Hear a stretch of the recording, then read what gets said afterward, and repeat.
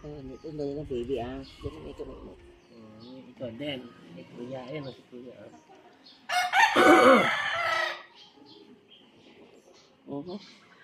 Ito kasi nagtatumbling. Nagtatumbling ka ba?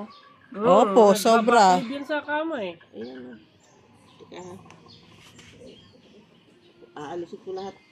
Dami.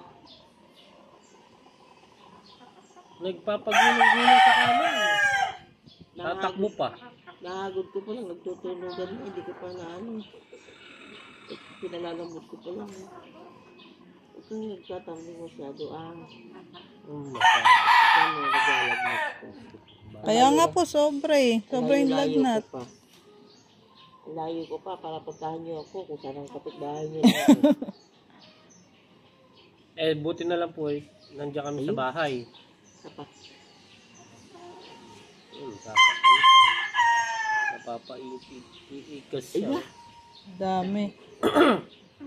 Dati tingnan ko kung meron pa. 3 na yun.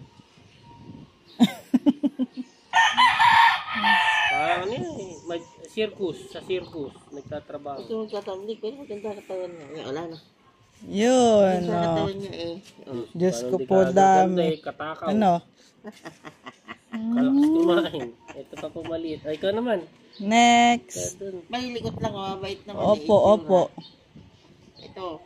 Mabait po to. Pag-uli niya. Mabait ito, mabait. Ah, Ano ka baby?